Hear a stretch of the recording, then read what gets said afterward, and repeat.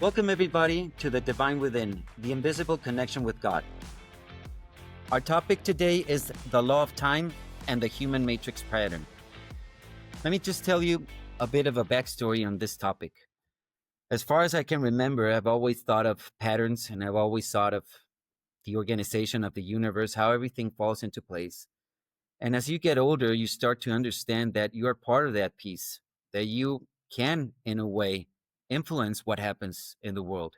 As long as your heart is in the right place and you can see the patterns in the universe, you can understand and you kind of see a predictability in what happens in the universe. And once you start to embark in a grander journey, in a bigger exploration of this, you start finding magic, and magical things start to happen. And this is what it's all about. Let me tell you another story. When I was probably 19, 20 years old, I got introduced to the Mayan mythology, to the Mayan mathematics, and it was really, really interesting. I began to see the information that they had and that they really were not astronomers or astrologists, as a lot of people thought of them, but they were really map makers. They were able to map patterns to understand the cycles, not only of the planets, but also of human beings. And they created these maps, these patterns they understood, and they created different cosmic maps of information that would really tell you what's going on with the planet, tells you what's going on with the civilization, with humanity as a whole, and with you as yourself. So let me introduce first Diane Lebrec. Diane has a long history. She was a high fashion designer and teacher. She's actually from Montreal, Quebecois, from the Canadian part of the French part of Canada. She's also a practitioner of the naturopathic health. She's the founder of the United Urantia family and has participated as the co-host of the Urantia Book Jubilee of Jubilees and the co-host of the ongoing UB Read Through project. It's a pleasure to have you here, Diane. Welcome.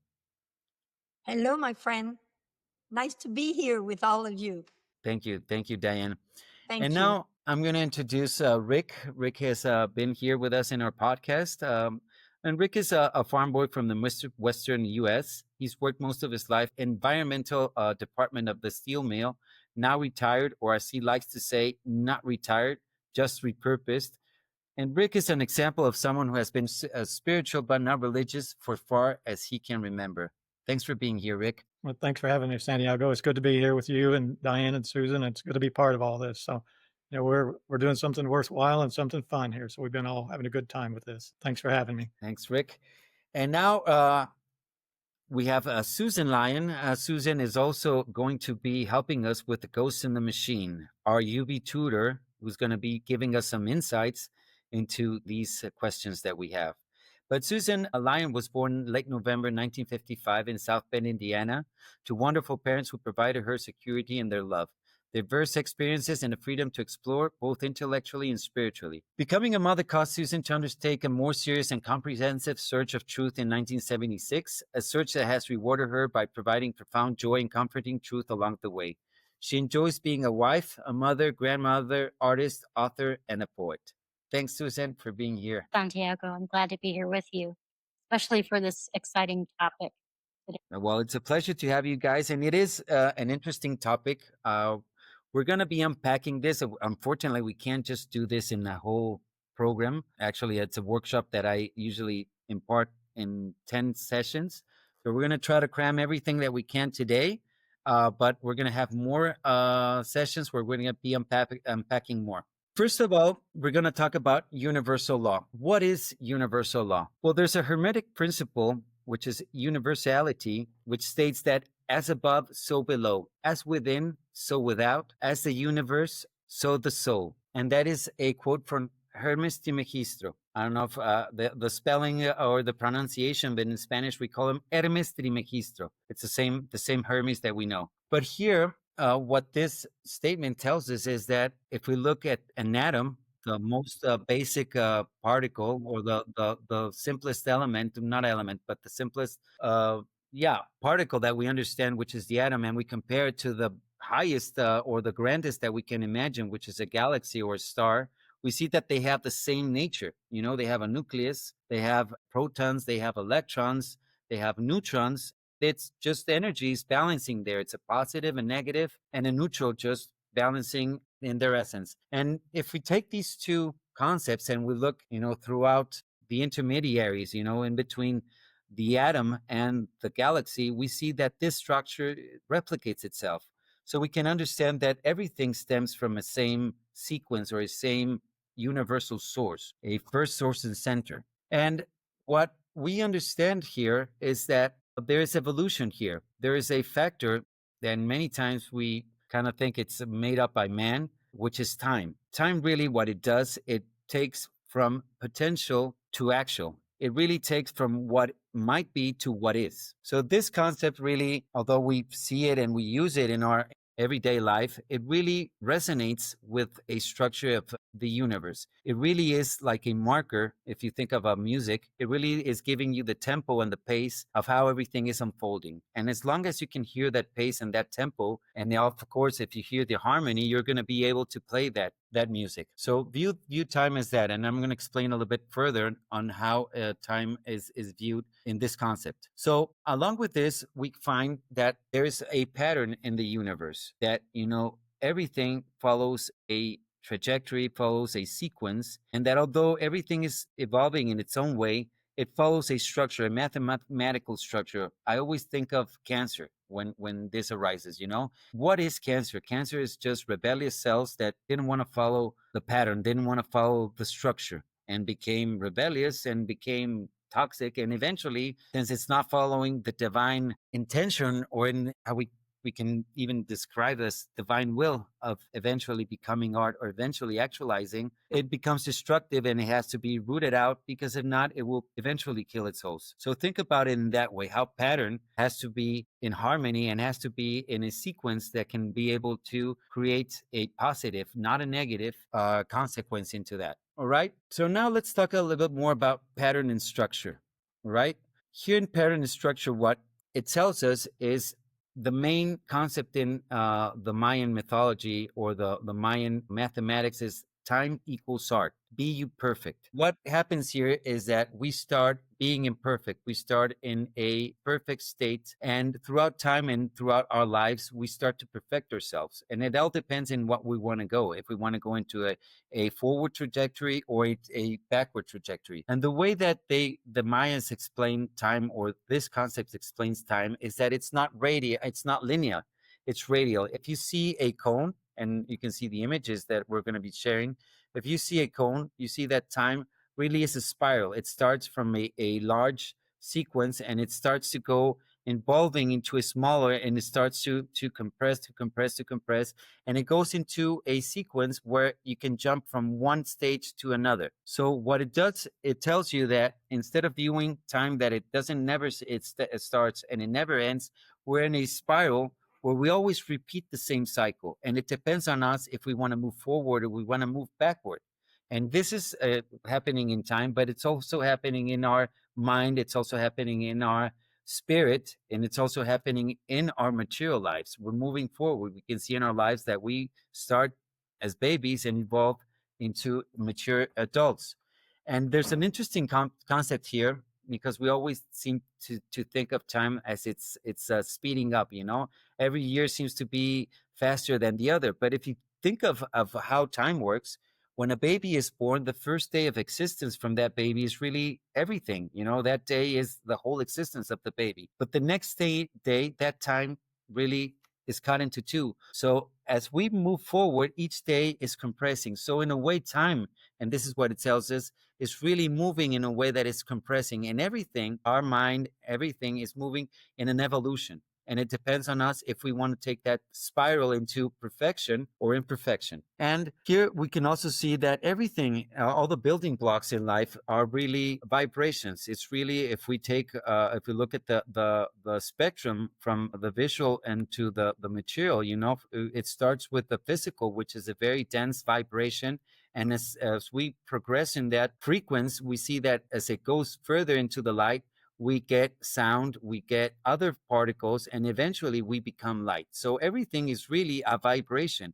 And depending on the vibration is really what exists. It's matter, it's thought, it's spirit, it's all vibrations, and it all is spectrum. So just to conclude on this pattern or in this section, the Mayas saw these patterns in everything, and they developed a lot of calendars actually, but the three that really have to deal with humanity are the Hab, which is the harvest, and that follows the seasons of the earth. So in a way, they could understand what the seasons were, and it really follows, the spring, summer, fall, and winter. But then we have a 13 moon calendar, and this is the symbiosis that we have with the earth and the moon. And this is where it starts to get interesting, Instead of viewing a Gregorian calendar that has 12 irregular months with sometimes 30 days, sometimes 31 days, there's even one that has 28 days, which every 4 years has to be corrected, and we have to add another date. Instead of using that, they saw time, or they separated time into 13 moons or 13 months, each with 28 days.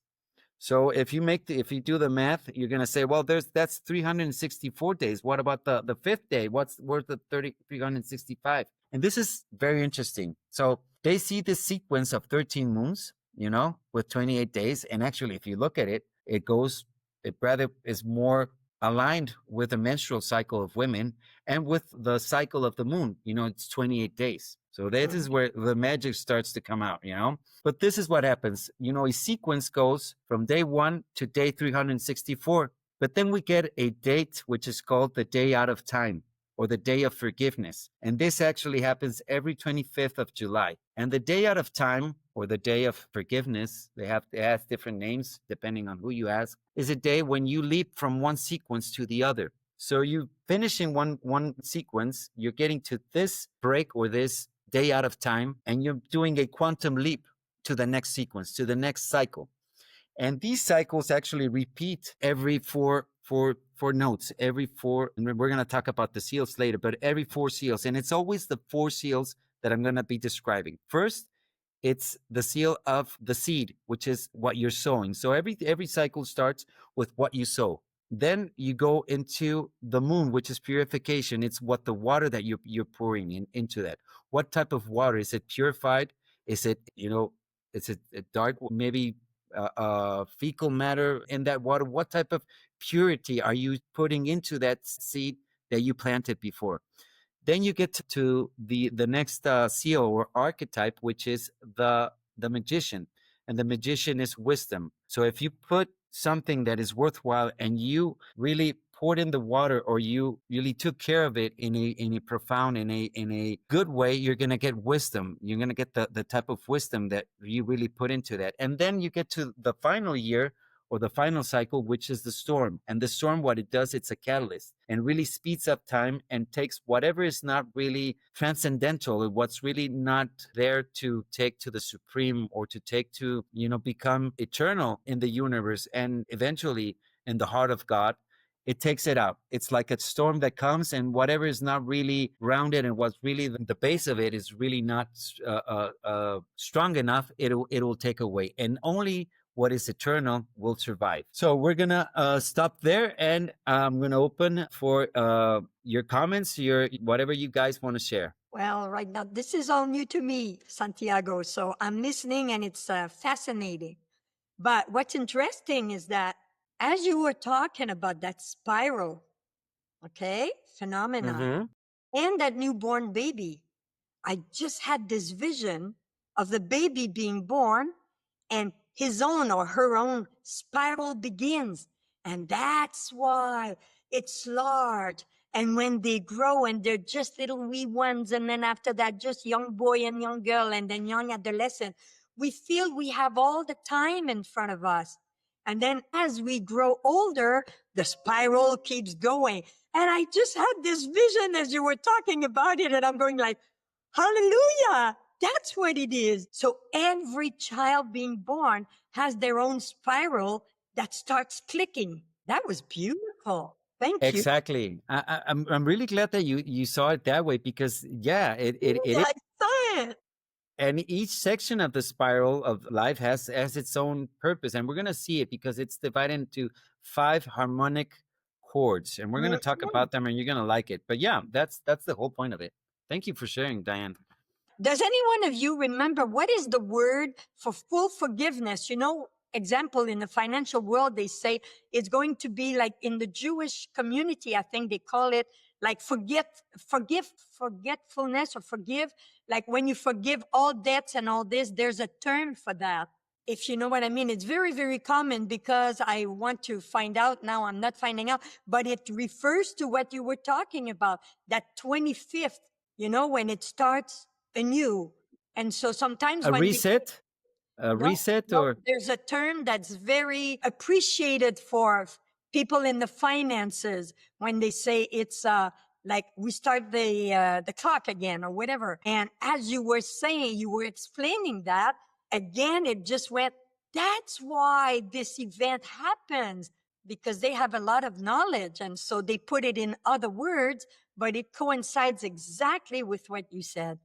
exactly. And actually, there's a movie. Just a quick comment on that. There's a movie called Pi, The Order of Chaos. I don't know if you've seen it. It's a very complicated movie, but it's about this. It's a Jewish guy that he's like a mathematician, and he starts seeing the patterns in Wall Street, you know, and the stock market, and he starts to see that there's a pattern that repeats. And then, you know, like you know, these Orthodox Jews from the Kabbalah kind of, you know, try to get to him because they tell him, you know, it's what happens with the Bible. And, you know, there's coding in the Bible and there's a sequence, and we need to find the sequence where we can understand what's going to happen in the stock market, you know. And that's the thing. Yes. If you find the patterns, everything has a pattern. And that's the key. When you find that pattern, you understand that pattern, you can guide, you know, you can navigate through that. I always tell my kids and explain it because I'm a very big fan of the beach. And I always say that, you know, the breath of the earth is on the beach. Is in when the waves go in and come out, that's where the earth is really breathing. Yes. But if you see the sequence of those waves, they're not the same. You know, you're going to start with low waves and then higher waves. And if you understand that, you're not going to drown. You're going to understand how the ocean works, where the harms are, where you're going to be safe, and then you can navigate and swim in the ocean. This is the same thing. What we're doing is understanding these patterns and how we can work with them. And it's really riding the wave or drowning in the wave. All right. I call it the breath of the planet. Yes, it is. It's breathing just like us. As above, Exactly. so below. Exactly. Rick, you want to share? Well, I'll try to. You've given us a really lot to think about there, Santiago, and a lot to try to respond to for sure. But, you know, a couple of things I'll pick up on here. You know, you're talking about the rhythm and but there's a beauty in, like you're saying, the waves, the ocean, and all that we see. Beauty of music is based on mathematics. You know, there's a lot of mathematics behind music and the beat and the rhythm and all that kind of stuff. So, you know, and I've heard people talk about the beauty of mathematics, and I didn't understand that for many years of, well, how can mathematics be beautiful? But then when you start applying mathematics, you start really learning mathematics, and you learn how mathematics is integral to music. And so there's a beauty that's created in both of those. But you know, I'll go back to one of the other things that you were talking about, you know, with God and creation. You know, the first thing that God did was create. And that's the one thing that we have really in common with God, that we ourselves are creators. And I think we forget that a lot of times, that, you know, we are fathers and mothers and we create children of God. And that's what, you know, the first thing God did was create, you know, the son. So I think that's something that we need to remember, that kind of what you were touching on there about the part. And one of the big things that I've talked about through the years, and I actually did a presentation on this once, was the part and the whole, and how important the part is to the whole. And we are all just a part of the whole of creation, but in that we are ourselves a creator. We're a part of that, and we contribute to all that. And then you know, you were talking about the thing with time. So I'm bouncing around here a little bit, sorry, but we joke about, you know, at our age, you know, my age, I should say, how time just goes by so fast. I mean, it's, you know, we're so busy, and, you know, Susan and I are retired now, and we're busier now than what we ever were when we were working. But man, time just seems to go by so fast that we can't keep track of what day it is. But there's a time element to life like that, that, you know, in maturity, when you're a baby, your time span is now. You want fed now, you want your diaper changed now, you want mom now. But as you mature and you get older, your time span lengthens. So as you grow in maturity, you're able to expand your time vision, I guess, to where I don't have to have it now. I could put something off in order to be rewarded for that later. And then when you get to, I'm 72 years old. When you get to this age, then your time span is much bigger. Now I'm thinking more into the eternity time span. So I've gone from, as a baby, my time span was now, to now my time span is more of considering eternity and what's beyond this life. So I hope that addresses what you were asking there. Totally, Rick.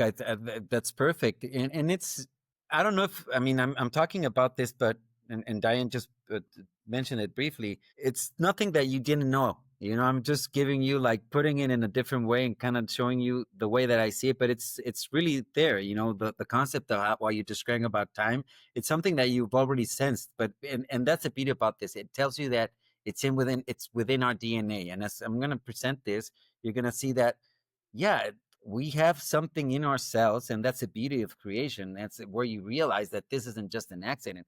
I mean, yeah, for sure. What a grandiose accident to have this, some details in all this structure that was just a fluke. It can't be a fluke, That's what you realize. Well, I've got something from the tutor I'll start with. I put in, when you were planning this, to be a part of the pattern of the whole of humanity. And I asked, how could we live ourselves spiritually and as our own spiritual journey, but fit within the pattern of what's going on with humanity? I said, to live spiritually within this framework is to embrace the multidimensional nature of your being, honoring the interconnectedness of all life.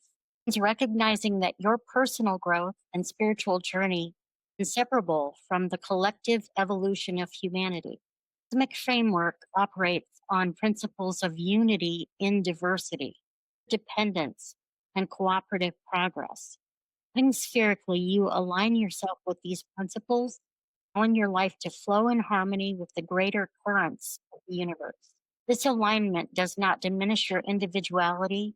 Rather, it enhances it by situating unique contributions within the broader context of cosmic purpose. That was Awesome. good.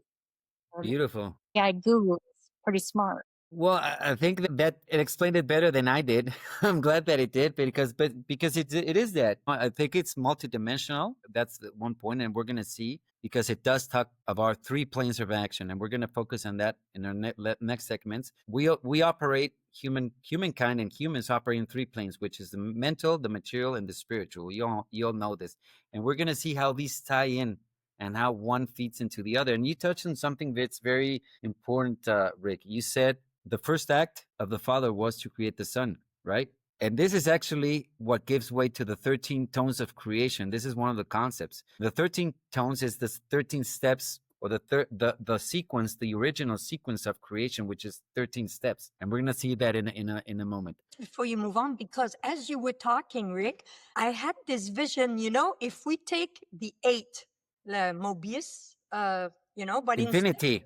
Yes, Infinity. But instead of looking at it horizontally, looking at it vertically, and it was complementary to what you said and what I said, because when you spoke about the baby and the spiral, so it's at the bottom, so we have all that time. And like you explained so well, Rick, as we age, we go less and less and less. But as we go less and less, we start to perceive more and more that infinity cycle, so that what we lose on one side, we gain on the other side.